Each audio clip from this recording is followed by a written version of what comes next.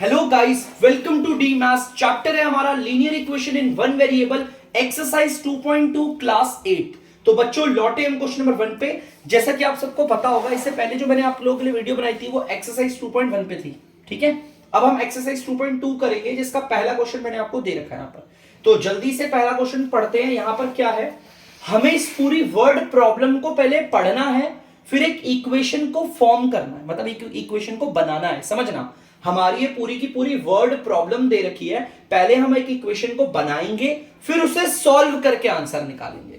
जितने भी इस एक्सरसाइज में 16 क्वेश्चन है, सारे के सारे पार्ट में पहले तो वर्ड प्रॉब्लम को रीड करके इक्वेशन बनानी है और फिर उसे सॉल्व करना है। तो यहां पर हमारे पास दो काम है, पहला तो इक्वेशन को बनाएंगे, बाद में उसे सॉल्व करेंगे।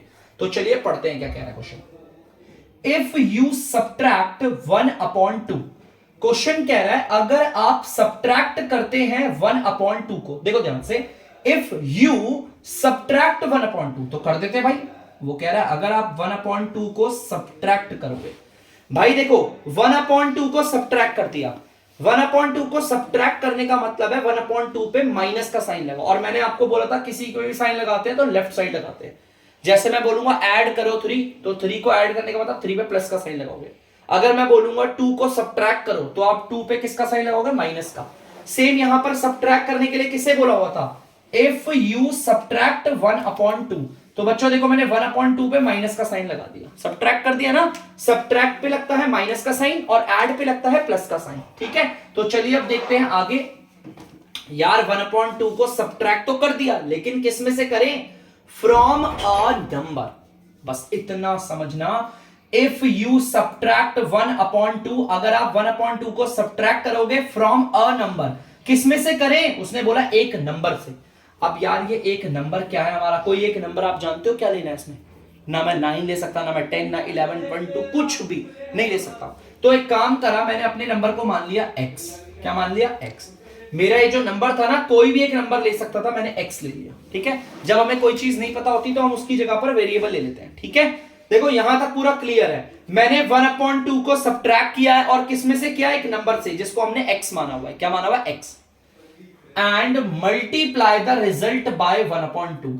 इन्हें सॉल्व करके जो भी आंसर आता है, जो भी रिजल्ट आता है, जो भी इसको सॉल्व करके रिजल्ट आएगा, उस रिजल्ट को मल्टीप्लाई करो 1/2 से। किससे? 1/2 से। देखो, जो भी इसको सॉल्व करके रिजल्ट आएगा ना, उसको हमें मल्टीप्लाई करना है 1/2 को से। मल्टीप्लाई की जगह पर ब्रैकेट भी बना सकते हो, जैसे 2 को मल्टीप्लाई करो 3 से। देखो, आप चाहो तो ऐसे भी लिख सकते हो और आप चाहो तो ऐसे भी लिख सकते हो, क्योंकि ब्रैकेट का मतलब ही होता है मल्टीप्लाई। ठीक है, इस चीज को ध्यान में रखना। अब देखो आगे क्या लिखा हुआ है, यू गेट 1/8। अगर आप पूरा का पूरा ऐसे करते हो ना, आंसर आपका 1/8 आता है। देखो इक्वेशन फॉर्म हो गई, ध्यान से देखना, आपकी पूरी इक्वेशन बन गई। ठीक है, अब देखते हैं जरा, एक बार फिर से पढ़ लेते हैं, एक बार फिर से। If you subtract 1/2 from a number, ठीक है, अगर आप 1/2 को सब्ट्रैक्ट करोगे किसी एक नंबर में से, और उस नंबर को मैंने क्या माना हुआ है? x, and multiply the result by 1/2। इनको सॉल्व करके जो भी आंसर, जो भी रिजल्ट आता है, उस पूरे रिजल्ट को आपको मल्टीप्लाई करना है 1/2 से। तो आपको यू गेट 1/8, आपको 1/8 मिल जाएगा। तो यहां पर मैंने पूरी इक्वेशन को बना लिया है बच्चों। ये बहुत ही ज्यादा इंपॉर्टेंट है।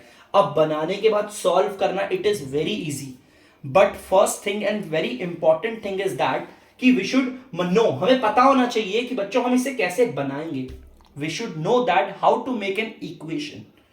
ठीक है, हम कैसे इक्वेशन को बनाते हैं, पूरी वर्ड प्रॉब्लम को पढ़ के, वो ही सबसे ज्यादा जरूरी है। सब्ट्रैक्ट करो 1/2 को, 1/2 को सब्ट्रैक्ट किया फ्रॉम अ नंबर। भाई किस में से करें? कोई एक नंबर में से, और उस नंबर को मैंने क्या माना? x। अब पूरे रिजल्ट को, ये x माइनस 1/2 का जो भी रिजल्ट है, इस पूरे रिजल्ट को मल्टीप्लाई करो 1/2 से, और ऐसा करने पर यू गेट 1/8। आपको क्या मिल जाएगा? आंसर इज इक्वल 1/8 आ जाएगा। तो ये हमारी इक्वेशन बनी है। 2-3 बार वीडियो को देखो, बार बार, उसके बाद इक्वेशन को बनाओ बच्चों, समझ में आएगा। और ये मल्टीप्लाई का मतलब ये ब्रैकेट होता है। मैं अपना x माइनस 1/2 को मल्टीप्लाई करने के लिए आप ऐसे भी लिख सकते थे। देखो बच्चों, आप सब लोग ऐसे भी लिख सकते थे, लेकिन मैं ऐसे ना लिखकर मैं बड़ी स्टाइल में लिख रहा हूं, ऐसे ब्रैकेट बना दिया और 1/2 बाहर लिख, ठीक है। ये जो 1/2 है वो x से भी मल्टीप्लाई हो रहा है, और ये जो 1/2 है वो माइनस के 1/2 से भी मल्टीप्लाई हो रहा है। तो चलिए यहां पर मैंने इक्वेशन बना ली, ठीक है, आप देख सकते हैं मैंने इक्वेशन बना ली। अब करते हैं इसे सॉल्व, चलिए करते हैं ध्यान से बच्चों, ध्यान से देखते हैं। अब इसे करने का हम करेंगे कुछ स्टाइल में इसका कुछ काम, तो देखते हैं भाई क्या होता है।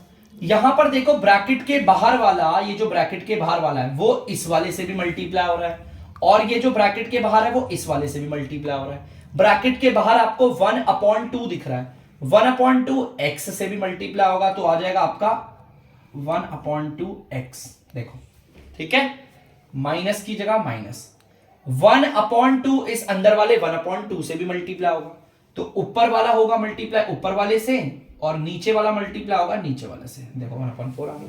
ये चीज क्लियर होनी चाहिए पूरी, ठीक है, इज इक्वल टू 1/8, ये चीज पूरी क्लियर होनी चाहिए। यहां लिख दो तो एकदम इक्वल के नीचे इक्वल 1/8, ये हर बच्चे के दिमाग में क्लियर होनी चाहिए। बाहर वाला पहले इससे मल्टीप्लाई हुआ तो ये आंसर आ गया, फिर ये माइनस एज इट इज, फिर ये वाला पार्ट इससे मल्टीप्लाई हुआ, ये आ गया, ठीक है। अब आपको पता है इक्वेशन को सॉल्व करने का मतलब है इसे अकेला करना है, इन सबको उधर भेजना है। पहले माइनस के 1/4 को भेजेंगे, देखो बच्चों ये माइनस का 1/4 है, उधर जाकर हो जाएगा प्लस का 1/4, ठीक है, सिंपल है। माइनस का 1/4 था, उधर जाकर प्लस का 1/4 हो गया। चलिए आगे देखते हैं, 1/2x इक्वल, ये दोनों सॉल्व नहीं हो सकते क्योंकि इनका dr मतलब कि नीचे वाला सेम नहीं है। हम इनका लेते हैं एलसीएम, अगर बच्चों मैं इनका एलसीएम लूंगा तो आएगा 8। अगर किसी को एलसीएम लेना नहीं आता तो एक बार बता देता हूं मैं, ध्यान रखना बच्चों, आपको पता होना चाहिए वैसे तो।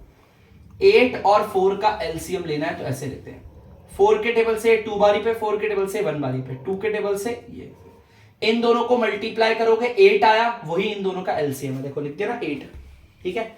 अब ध्यान से सुनना बच्चों, नीचे वालों को ही पकड़ते हैं, ठीक है, जैसे इन दोनों को लूंगा फिर इन दोनों को लूंगा। 8 के टेबल में 8 कितनी बारी में आता है बच्चों, एक बारी में आता है। 8 के टेबल में 8 आता है एक बारी में, इस 1 को ऊपर वाले 1 से मल्टीप्लाई करेंगे तो आंसर आएगा 1, ठीक है। अब ये प्लस एज इट इज इधर आ गया, ठीक है। अब इसके टेबल में ये कितनी बारी में आता है, 2 बारी पे आता है ना बच्चों। भाई इसके टेबल में ये आता है 2 बारी पे, इस 2 को अगर ऊपर वाले 1 से मल्टीप्लाई करेंगे तो आंसर आ जाएगा 2, ठीक है। चलिए आगे लिखते हैं, 1/2x इज इक्वल, 1 और 2 को जोड़ोगे तो आ गया 3 और नीचे आ गया 8। अब आपको अच्छे से पता है 2 जो नीचे है वो हो रहा है डिवाइड, क्या हो रहा है डिवाइड, जो नीचे डिवाइड हो रहा है वो उधर जाकर क्या हो जाएगा मल्टीप्लाई। देखो जो 2 इधर डिवाइड हो रहा है वो उधर जाकर मल्टीप्लाई होगा, मल्टीप्लाई कर देता हूं, देखो ये मल्टीप्लाई, ठीक है, मल्टीप्लाई कर दिया। अब जो कट रहा है उसे काट लेते हैं, देखो ये तो कट रहा है ऐसे ऐसे, 2 के टेबल से 1 बारी पे, 2 के टेबल से 4 बारी, तो काट लिया। अब जरा एक काम करते हैं बच्चों, मिटा के मैं यहां कर लेता हूं क्वेश्चन को सॉल्व, थोड़ा देखना बच्चों ध्यान से। ये आ गया आपका 1x इज इक्वल 3/4, क्योंकि 1 से मल्टीप्लाई करके वही आएगा, ठीक है। अब बच्चों ध्यान से सुनना, यार ये 1 है और ये x है, आप चाहो तो इसे x भी लिख सकते हो, ठीक है, आप चाहो तो 1x को x भी लिख सकते हो। क्यों, ध्यान से सुनना, अगर 1 को मैं x से मल्टीप्लाई करूंगा तो भी आंसर x ही आएगा, है ना। देखो ये और आपस में ये दोनों मल्टीप्लाई हो रहे हैं ना, अगर 1 को मैं 2 से मल्टीप्लाई करता हूं तो 2 आता है, 1 को 3 से मल्टीप्लाई करो 3 आता है, 1 को 4 से करो 4 आता है, 1 को 19 से करो 19 आता है, तो 1 को x से करेंगे तो क्या आएगा, x आएगा, है ना। तो यहां पर 1 और x आपस में मल्टीप्लाई हो रहे हैं, आंसर x ही आएगा, ठीक है, क्लियर है। कोई और नंबर होता तो मैं उधर भेजता, लेकिन 1 तो हट भी सकता है आराम से। तो यहां पर मुझे पता चल गया हमारा x क्या आया 3/4, तो यहां पर मैं लिखूंगा हेंस अ नंबर। हमने अपने एक नंबर को क्या माना था, यहां पर एक नंबर था ना, हमने उसे x माना था, क्या माना था x, और वो x हमारा क्या निकल गया 3/4, मतलब कि वो नंबर था 3/4, ठीक है। याद रखना इसे, 3/4 हमारा आंसर है।